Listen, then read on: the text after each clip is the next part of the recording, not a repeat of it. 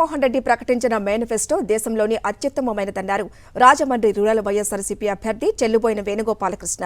గతంలో ఇచ్చిన హామీలను 99% నెరవేర్చిన ఘనత సీఎం వైఎస్ జగన్కే దక్కుతుందన్నారు. అన్ని వర్గాలను దృష్టిలో పెట్టుకుని రూపొందించిన మేనిఫెస్టోకు మంచి ఆదరణ లభిస్తోందన్నారు. చంద్రబాబు ఇచ్చే అబద్ధపు హామీలను ప్రజలు నమ్మే స్థితిలో లేరంటున్న వేణుగోపాలకృష్ణతో మరింత సమాచారం మా ప్రతినిధి హరీష్ అందిస్తారు. తూర్పుగోదావరి జిల్లాలో వైఎస్ఆర్సీపీ నాయకుల ప్రచారం జోరుగా సాగుతోంది. ప్రధానంగా రాజమండ్రి రూరల్లో వైఎస్ఆర్సీపీ అభ్యర్థి వేణుగోపాలకృష్ణ ప్రచారం చాలా చురుగ్గా కొనసాగిస్తున్నారు. ఇవాళ ఎన్నికల మేనిఫెస్టో కూడా విడుదల చేయడంతో ముఖ్యంగా హుకుంపేట ప్రాంతాల్లో విస్తృతంగా పర్యటిస్తున్నారు. సార్ చెప్పండి, ఇవాళ ప్రకటించిన మేనిఫెస్టోకి సంబంధించి జనం ఏమంటున్నారు? మీరు ముఖ్యంగా జనం దగ్గరికి వెళ్ళినప్పుడు ఎటువంటి రెస్పాన్స్ వస్తుంది? ప్రజలు జగన్ గారిని నమ్మారు, ఓటు వేశారు. ప్రజల్ని జగన్ గారిని నమ్మారు. ప్రజలు జగన్ గారిని నమ్మి ఓటు వేస్తే జగన్ గారు ప్రజలు నమ్మారు. ఆయన ఇచ్చిన మాట కోసం కరోనా లాంటి కష్టాన్ని ఆదాయం తగ్గిపోయినా ప్రజలను కష్టపడనివ్వలేదు. అంటే రాజకీయ నాయకుడు అంటే ఒక మాట ఇస్తే ఖచ్చితంగా అమలు చేయాలి, పోషించుకోవాలి, ఏదో తప్పని పరిస్థితుల్లో కూడా పోషించుకోవాలి. అది జగన్ గారికి ఉన్న క్రెడిబిలిటీ. అంటే 99% అమలు చేసిన జగన్మోహన్ రెడ్డి గారిని చంద్రబాబు నాయుడు ప్రశ్నిస్తాడు 1% గురించి. 99% అమలు చేయనటువంటి చంద్రబాబు నాయుడు 1% చేసి అన్నీ చేశానంటాడు. ఇది విచిత్రం. ఏదో గుడ్డొచ్చి పిల్లని ఎక్కిరిచ్చినట్టుగా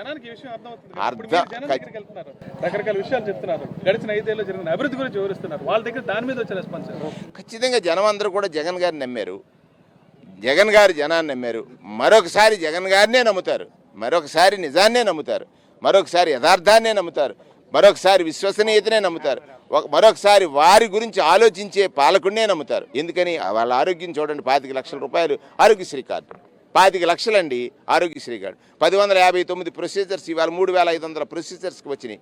మెడికల్ కాలేజీల నిర్మాణం అంటే ఒక గ్రామంలో గ్రామావసరాలు తీర్చడానికి సెక్రటేరియట్ వ్యవస్థ, గ్రామావసరాలు తీర్చడానికి వాలంటీర్ వ్యవస్థ, గ్రామావసరాలు తీర్చడానికి కావాల్సినటువంటి అన్ని వసతులు. అంటే ప్రజలు ఎక్కడ కూడా దోపిడీకి గురి కావట్లా, అవినీతికి ఆస్కారం లేదు.